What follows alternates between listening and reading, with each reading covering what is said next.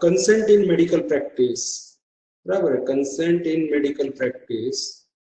This is the most important topic for your exam and for your future practice point of view.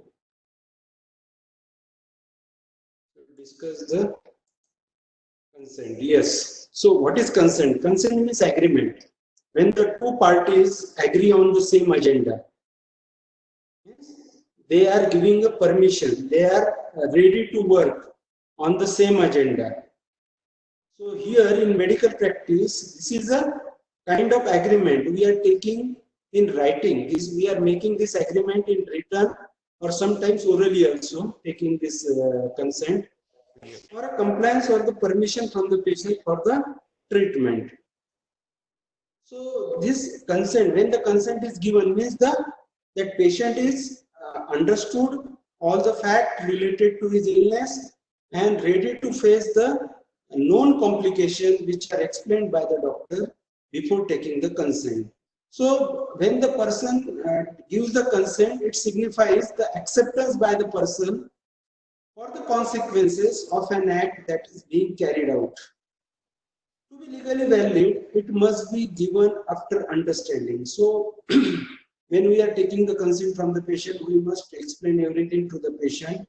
And when the patient understood everything, each and everything, what is the condition, what are the treatment plans available, which treatment we are going to do, what are the benefits and the complications associated with that treatment, what are the other methods of treatment available, and what are the risk and benefit. So means when each and everything is explained and when the patient is understood, then only it is a legally valid. If you are giving a half information to the patient, you are not disclosing all the fact and you are taking the consent, so that is a breach of confidence. So the patient can sue the doctor in court of law for getting the compensation on the basis of negligence. So when the doctor failed to disclose each and everything to the patient before taking the consent, this is a negligent act. So reasons for obtaining. So in our medical practice, one should take the consent for examination, for treatment, for operation, for performing any operation, whatever we are doing. When we are taking a blood, collecting a blood for some investigation, or whenever we are injecting some drugs during the investigation, like in radiology, or anesthesia. So anesthesia and surgery, this is not the combined procedure. Anesthesia is a different part and the surgery is different one. So both the separate consents are required. So whenever we are doing anything on the patient, one must take the consent prior to the procedure. Then only it is a valid consent from the legal point of view.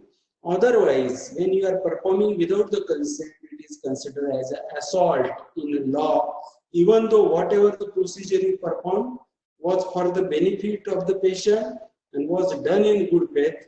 Then only the patient is having the right to recover the damages. He can get the compensation for the any suffering or the complication he suffered because of that act which was done without the consent of the patient. So when the doctor failed to give the required information to the patient, he may be charged with the negligence. I already told to you. Now, what are the types of consent? So there are mainly three types of consent. One is the implied consent. Second is the express consent. That is of two types, that is a verbal and the written. Express consent is of two types, verbal and written. And the third consent is the informed consent. That is the most important consent when you are performing any procedure on the patient. What is implied consent? Implied consent. Here, this is a kind of non-written type of consent, where the demeanor of the patient, the behavior of the patient itself gives the consent. So an implied consent is a consent which is not written and it is a legally effective. This is the most common type of consent in your OPD, outpatient department. The implied consent is the most common type of the consent, where the patient himself coming to your hospital or the OPD, it means he is giving the consent or he is giving the permission for the examination that is limited to the whatever your four types of examination, that is inspection, palpation, percussion and auscultation. So implied consent is limited to these four things only in your outpatient department for inspection, palpation, percussion and the auscultation. So the behavior of the patient itself gives the consent, so there is no need to take the written consent. Example, when the patient hold out his arm for an injection, or when you are giving instruction to the patient, he is following your instruction. So this means he is giving the permission for that examination. So that is the implied consent.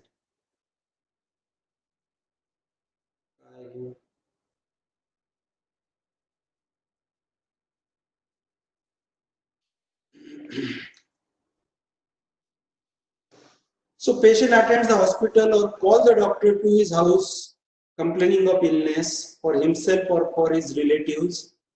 This implies that he is giving the consent for the general examination, as I already told to you. But this is not the consent for the complex procedure. This is not the consent for the collection of the blood.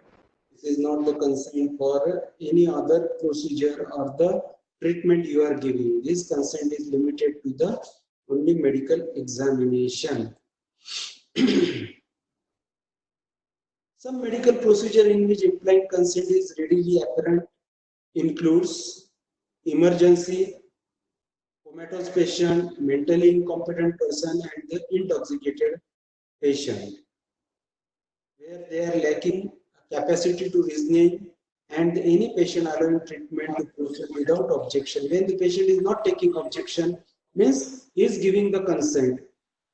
When you are giving some instruction and he is not objecting, means he is giving the consent for that thing. But this should be this consent is limited to the examination only, not for the procedure. So this is a first type of consent, that is a implied consent limited for this medical examination, for examination. Now second is the express consent. So express consent is one, the term of which are stated in distinct and explicit language. So it may be oral or written, both type. So when we are collecting a blood for investigation, so we are taking a oral consent, that is express consent, oral type. So we are giving the instruction to the patient that I am collecting your blood for XYZ investigation. I will prick this needle and you will feel the pain, whatever XYZ, whatever we are explaining to the patient, and he is not objecting. So here this is an express consent.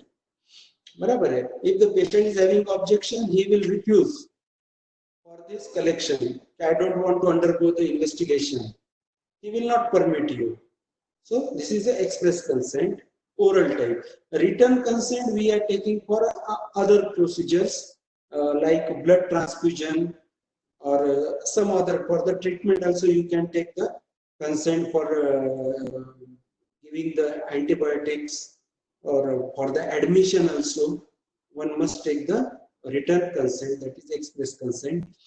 For the majority of relatively minor examination and the therapeutic procedure, oral consent is employed, but this is preferably obtained in the presence of third party. And when we are taking a written consent or oral consent, express type, it must be obtained in the presence of a third disinterested person, which is not closely related to the patient, because such a person who are closely disinterested and who are the witness or the consent may later on turn biased or hostile, they may change their statement later on.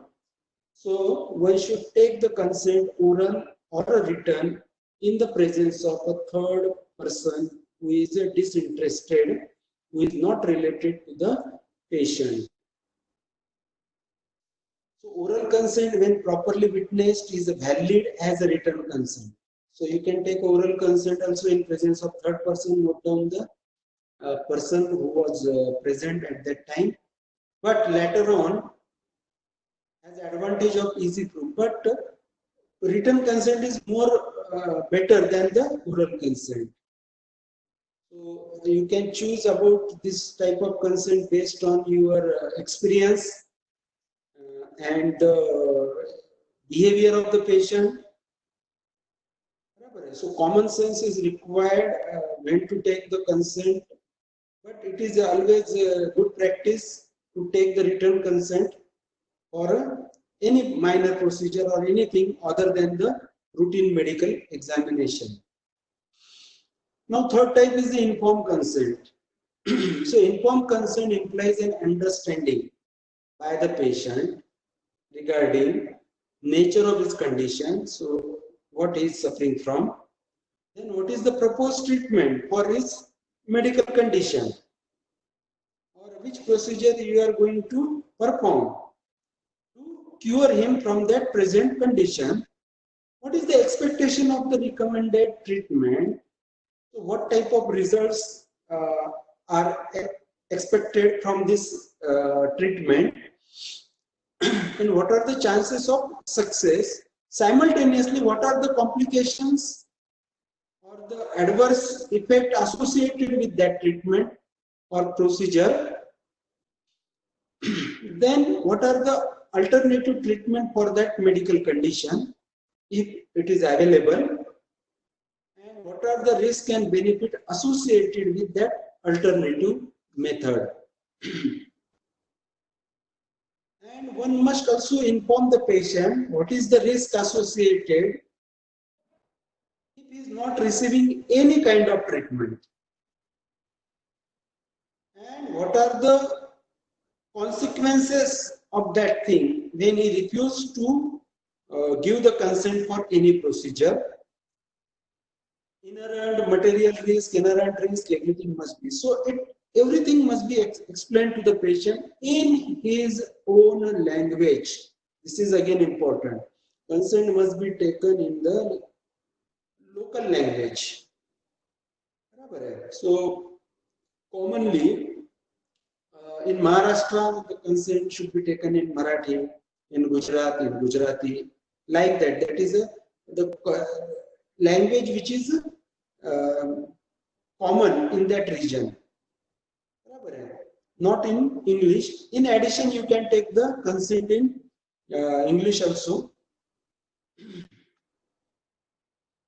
Physicians have a legal, moral, ethical duty to provide all the relevant information. I already told you, everything must be disclosed to the patient. And before disclosing, one should assess the mental condition of the patient also, whether he will tolerate this information or not. We will discuss that under therapeutic privilege. Then disclosure will be very much reduce the litigation. So this informed consent is the best consent. So this reduces the litigation very much, because everything is explained, the condition, treatment, we are planning alternative treatment, advantage, disadvantage associated with proposed treatment, alternative treatment, and what is the risk associated with that disease when patient refuses to accept any treatment modality. So everything is explained. So this reduces the litigation very much. When the results, particularly when the results are unsatisfactory or unexpected. So when some complication occurs, so at that time, this complete explanation help you. So it can be used as it is a good defense available for the doctor, that everything or what is the adverse reaction, complication patient suffered was already informed to the patient while taking the consent. So it is already mentioned in the informed consent. So this is a very good type of consent one must take when you are doing some procedure where the some risk is associated with that procedure or the operation, and it should be taken prior to the procedure or operation and in the local language. Remember, the patient must show that the doctor did not adhere to the exception. It is not required. Exception to the informed consent. So when you are doing something where the one should supposed to take the informed consent, but these are the conditions where you can perform the procedure. You are having the legal right also to perform the procedure without taking the informed consent. That is in emergency. So wasting the time in taking the consent may cause the death of the patient. So in emergency, when there is no time to take the consent, one should first start the treatment and later on note down everything on the medical record, what was the condition on arrival and why the treatment was given without taking the consent from the patient or the relatives. Second is the therapeutic privilege. And the third thing is when the patient waives his right to informed consent or delegate his right to the doctor or a close relative. So when he is giving all his right of consent to the relatives or to the doctor that you can do whatever you feel better or best for me. So in this condition, there is no need to take the informed consent. Full disclosure means everything should be disclosed to the patient.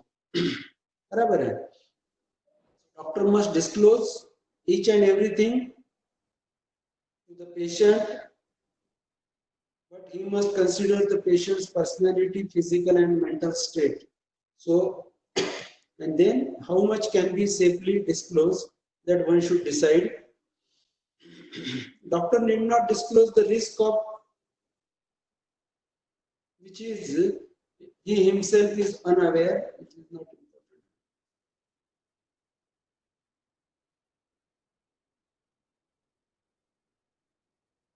So everything should be told to the patient except minor things, that is the things which are of a common sense. If it is not disclosed, then also it is okay, but it is better to explain each and everything, whether it is minor or a major complication associated with that procedure. The physician need not to give the information to those patients who waives their rights. So adequacy of the disclosure.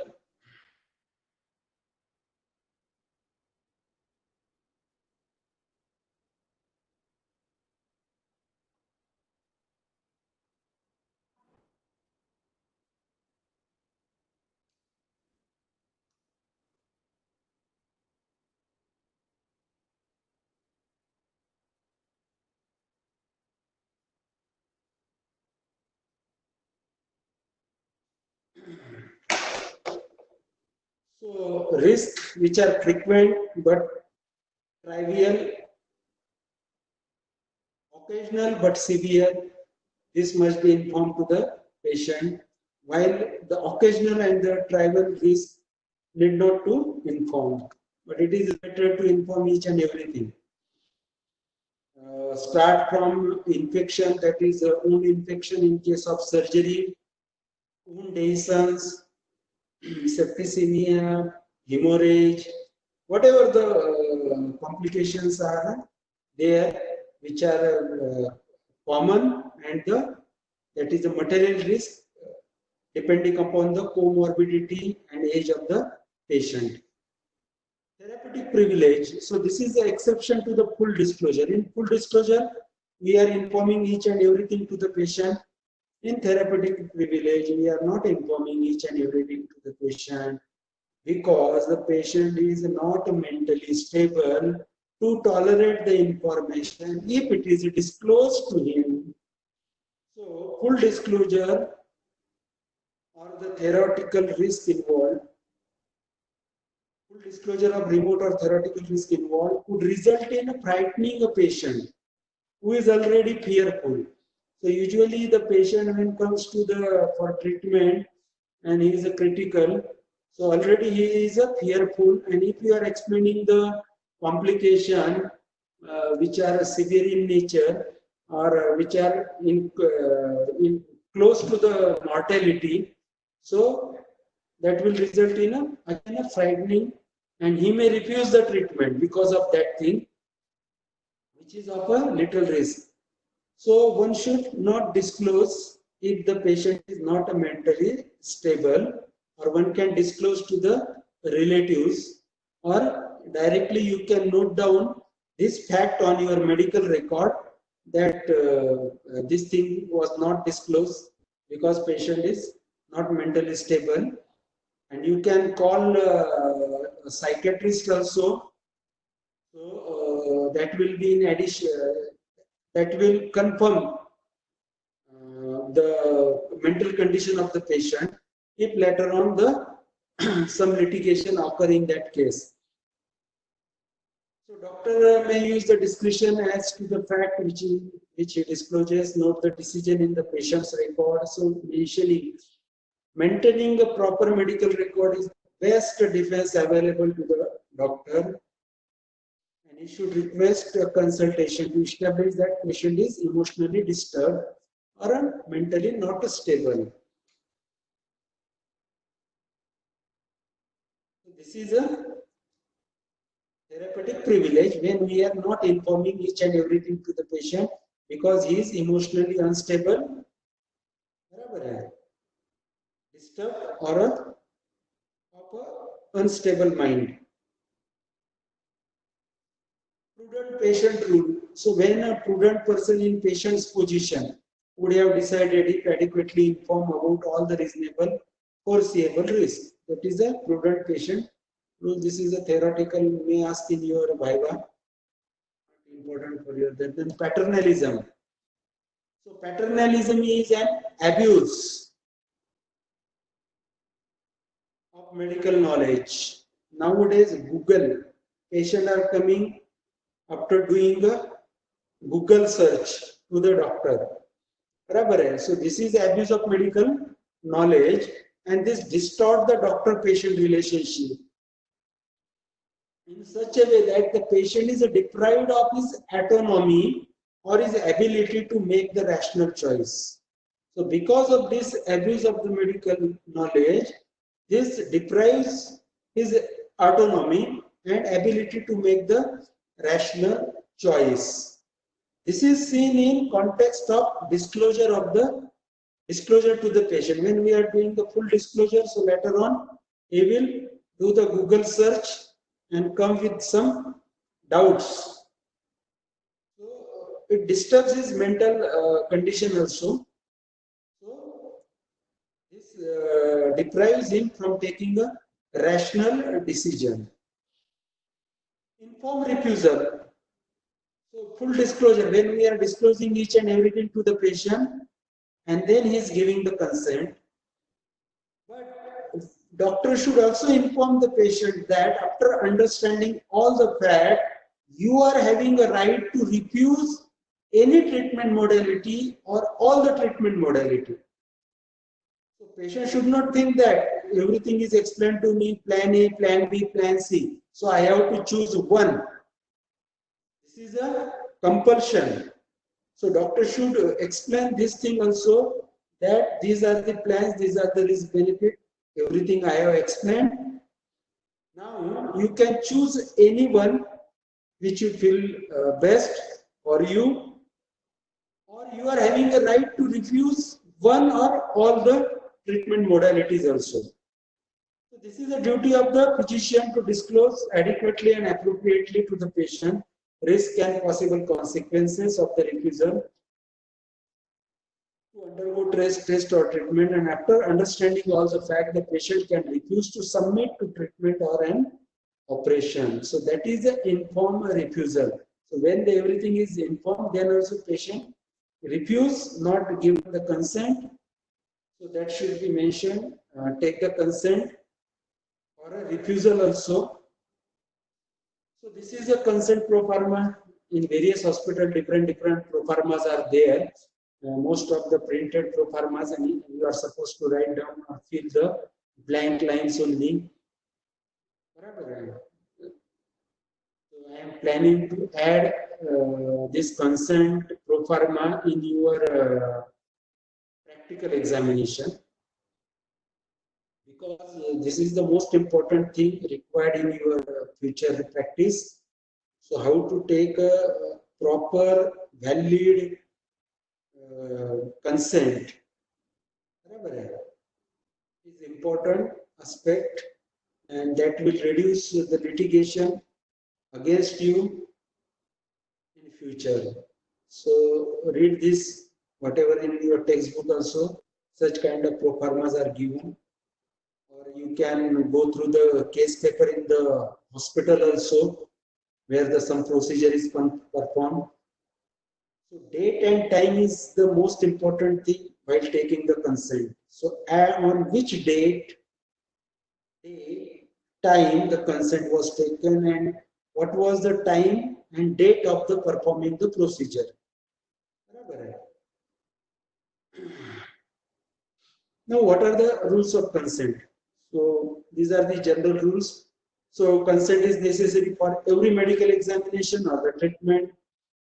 Ordinarily, formal consent to the medical examination is not required. That is, a implied consent is there applicable. So patient behaves in a manner which implies the consent.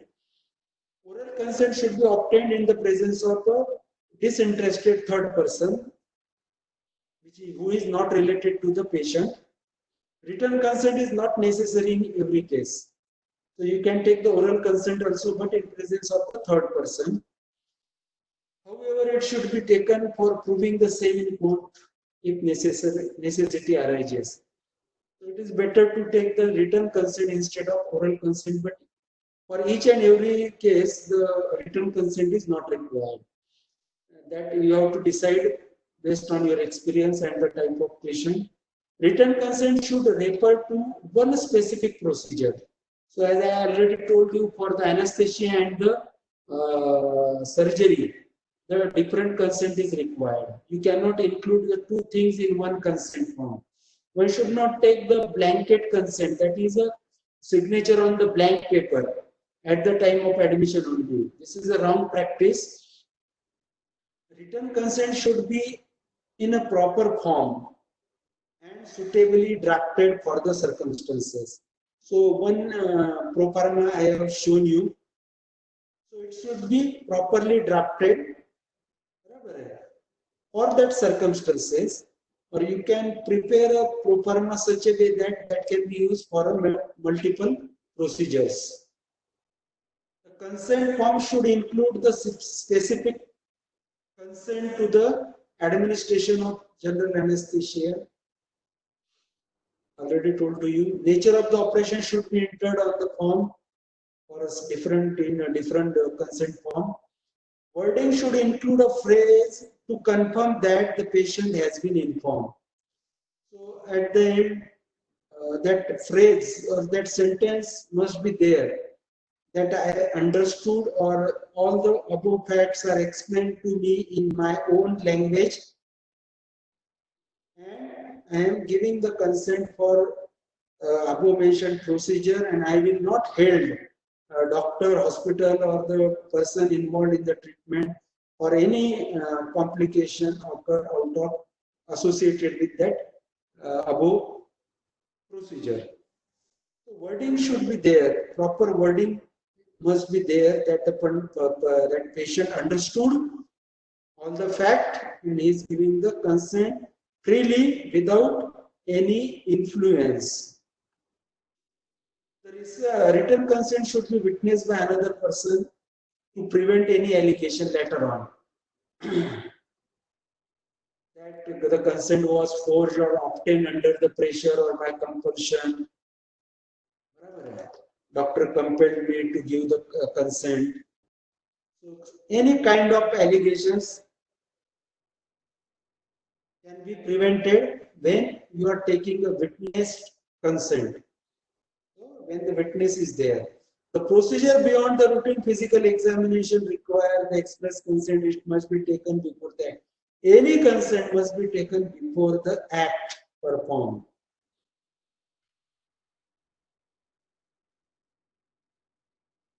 Doctor should explain the object of the examination to the patient.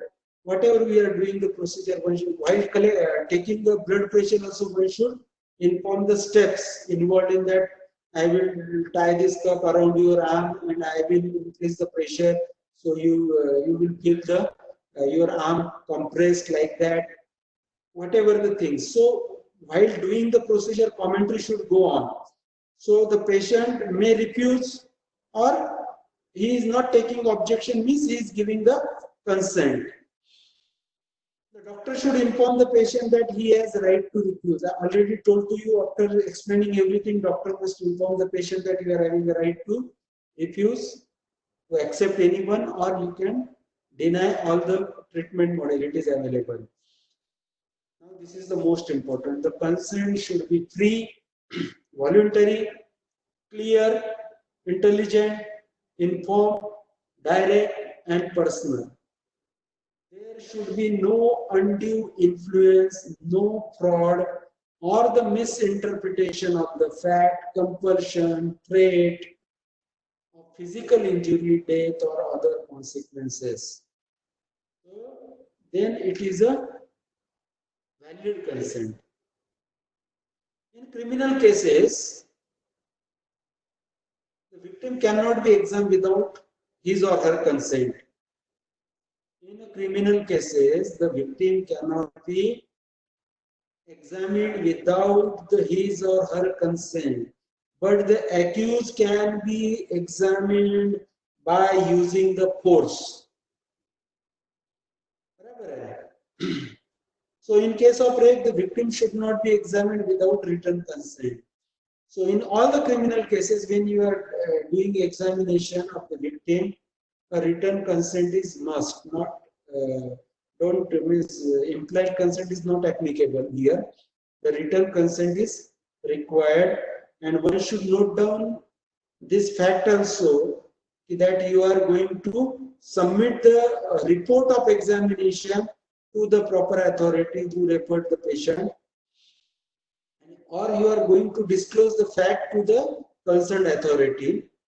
You are collecting the sample for the investigation, and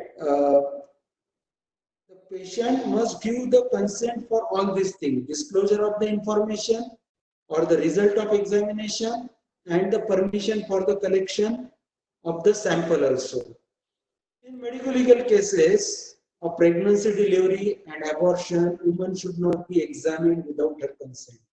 So for pregnancy, delivery, and abortion, the consent of that pregnant woman is must. Without that, one should not proceed.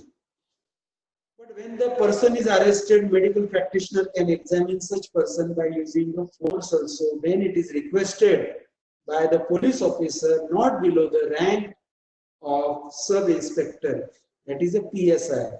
So force can be used.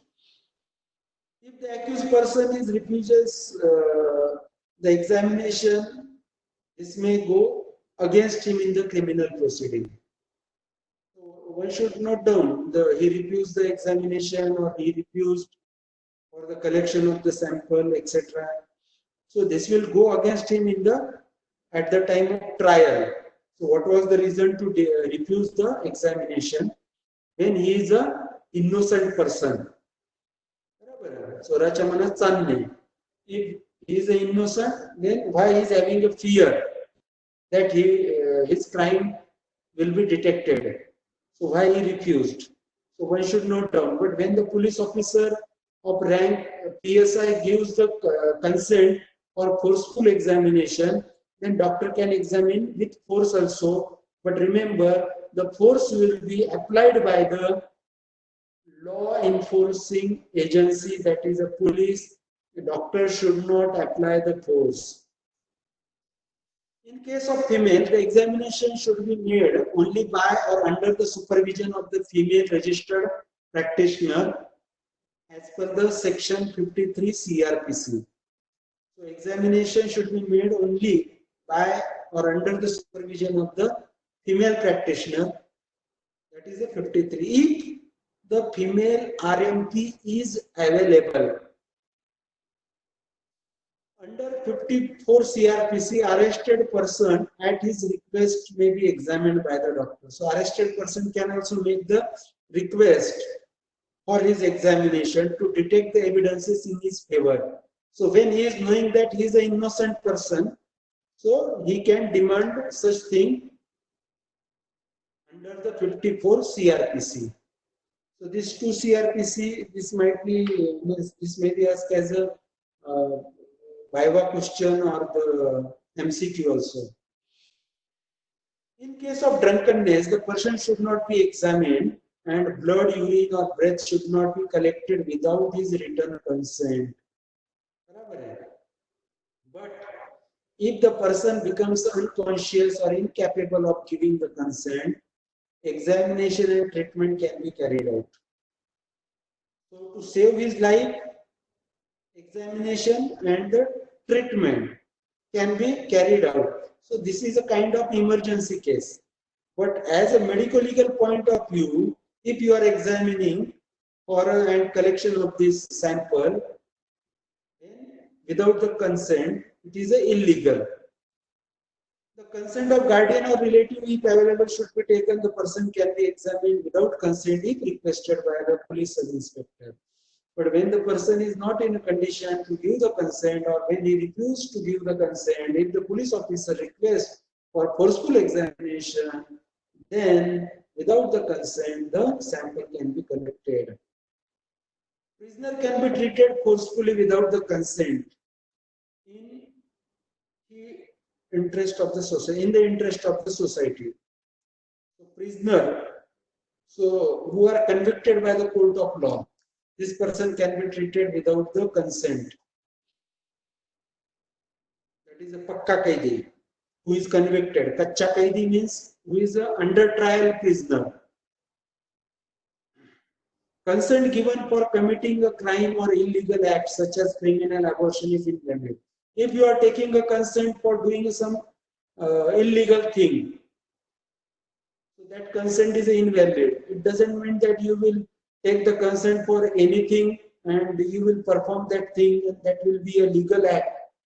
That will not consider as a legal act. When you are doing the criminal act or illegal act, though the consent is given for that act by the patient, it is a illegal or a invalid consent. Means if you are doing the abortion above the age of 20 weeks, intrauterine age more than, or gestational age is more than 20 weeks. So this is illegal. Though the patient has consented for that act, for abortion, then also it is an illegal thing. Now some IPCs are related with the consent. We'll see IPC 87. So any person above the age of 18 years can give the valid consent to suffer any harm which may result from an act not intended or not known to cause a death or a grievous hurt. So the person above the age of 18 years can give the consent to suffer any harm. Any harm means even suppose the chances of death are associated with some procedure. So the person above the 18 years can give the consent for such a procedure, but which result from an act which is not intended or not known to cause death. But that procedure is not intended, that procedure is not performed to cause the death of that patient, or it is not known that the death is associated with that, or a grievous hurt. 87 IPC, these are the Viva questions and the MCQs. Now 88 IPC, the person can give the valid consent to suffer any harm, which may result from an act not intended or not known to cause a death, done in good faith and for its benefit. So person can give the consent to suffer any harm as per above 87 IPC. Same thing is there, which result from an act which is not intended or not known to cause death and done in good faith and for its benefit. That is 88 IPC. 89 IPC, the child under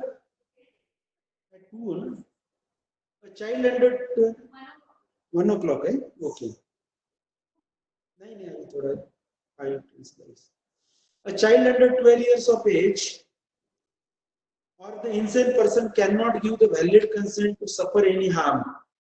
The child below the age of 12 years and the insane person cannot give the valid consent to suffer any harm which may result from an act done in good faith and for its benefit.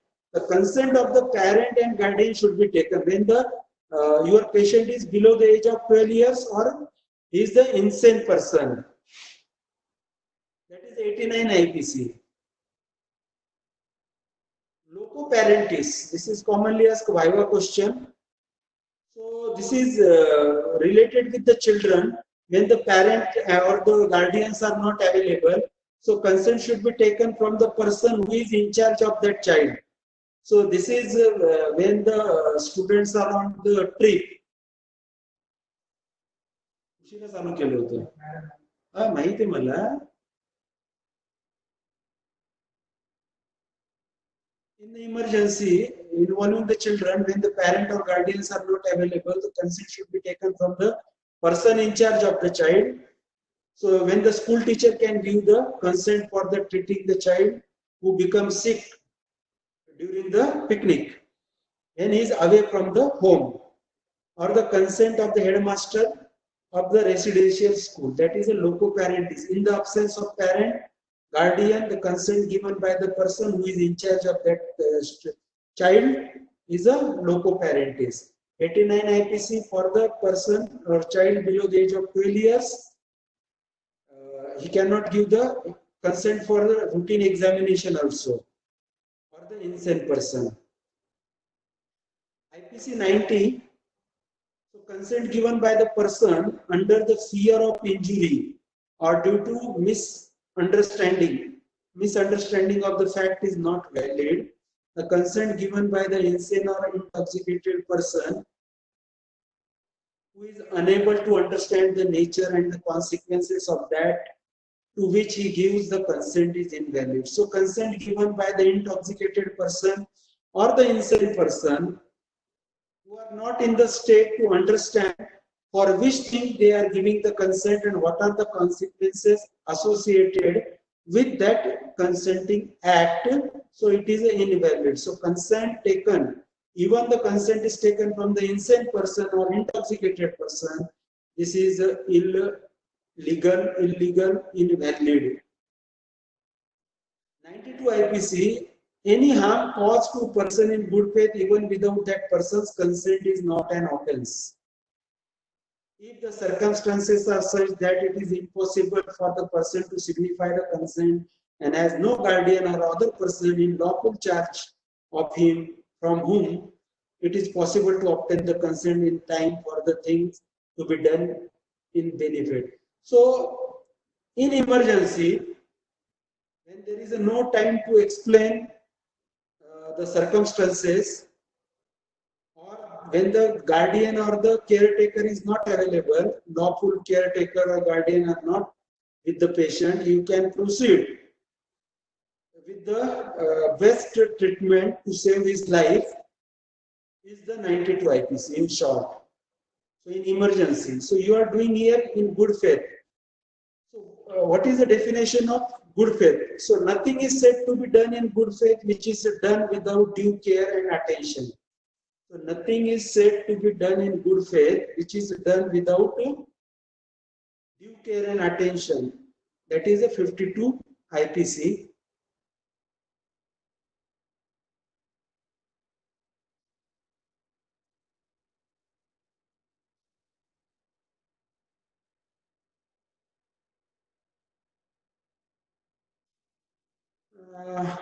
Remaining part we'll discuss in next lecture, because you are having your next class at 1 p.m. in pharmacology. So I will stop here only, and we'll discuss remaining part and the remaining topics of the medical ethics and law in next lecture. Thank you very much.